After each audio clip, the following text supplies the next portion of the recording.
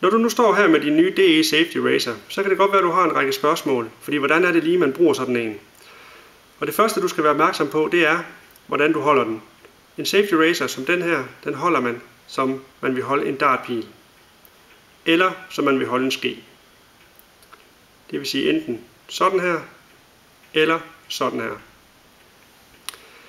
Det næste, du skal være opmærksom på, det er, hvilken vinkel du barberer i. Den optimale vinkel at barbere sig i, når man bruger en Safety Razor, det er 30 grader. Og det finder man jo ved at lægge skraberen på huden, dreje ned til man møder modstand, og så trækker man ellers lidt og finder ud af, hvordan det vil. Du kan selvfølgelig ikke bruge de 30 grader i hele ansigtet, fordi der er nogle konturer, der gør, at du er nødt til at tage nogle andre ting i brug. Det skal jeg nok vende tilbage til.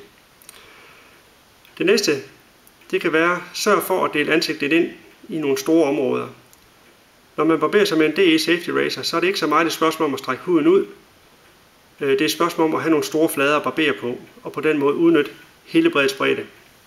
Så det du kan gøre, hvis det passer dig godt, det er at dele ansigtet ind i nogle store felter. Du kan have et felt her, og så kan du have et felt, der kører fra lige over kæben til lige under kæben her, og så kan du have et område hernede, hvis man forestiller sig det.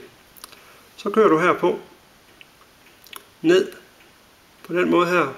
Du kan selvfølgelig bruge begge sider, uden at køre over det samme sted 2 gange. Så trækker du huden op, og så barberer du bane 2, kan vi vel næsten kalde det. Sådan der. Og til sidst, bane 3.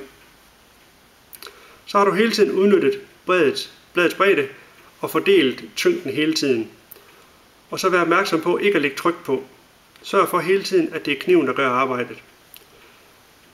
Med Safety Razor Shaving er det også sådan, at du sørger for, at man kører lidt efter princippet at tage lidt af gangen. Så der er ikke nogen grund til at lægge tryk på, for at forsøge at få det hele i første hug. Så er det bedre, at du tager lidt, sæber ind, tager lidt igen, sæber ind og tager lidt igen. Efter det princip. Når du så har taget de nemme områder, så kommer du ind omkring de steder, der tager lidt mere af tiden. De lidt mere besværlige områder. Og der kan man gøre det, at man bruger ansigtsmuskulaturen til at hjælpe sig. Du kan eksempelvis trække overlæben ud over her, for at barbere her. Lave en O-bevægelse, når du skal ned over mundvigen her. Og trække underlæben ind over her, når du skal barbere hernede. Sådan der.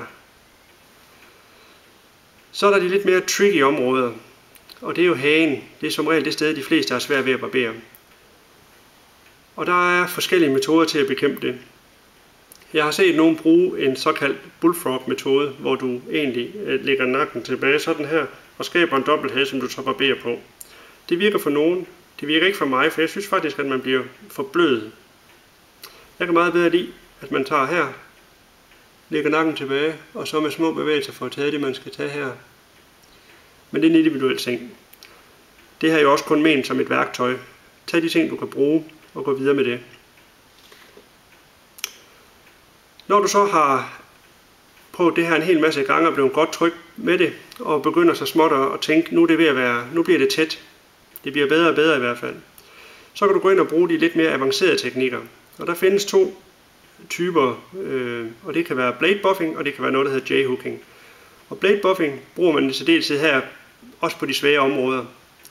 Og det er en teknik, hvor du lægger bladet på, og så trækker du frem, skubber lidt tilbage, frem, lidt tilbage, frem, lidt tilbage på den måde der, uden at køre over det samme område 2 gange. Og gør man det hurtigt, så vil det se sådan her ud. Og det har simpelthen den effekt, at du lige får en snært mere af, uden at på nogen måde lægge noget tryk. Og det kan godt være, at man har god gavn af det. En anden mulighed, det kunne være at bruge J-hooking, som er et princip, hvor du trækker ned over kinden, og så slår du et slag sådan her. På en måde kommer du med i god retning på skægget, og lige en lille bitte smule på tværs. Det giver også en tættere barbering. Det, der populært kaldes BSS, Baby Smooth Shave. Men for at opsummere det til allersidst her, hold den som en dartpil eller en ske. Barber i 30 graders vinkel, hvor det er muligt, og brug din ansigtsmuskulatur, hvor det ikke er muligt at barbere i de 30 grader.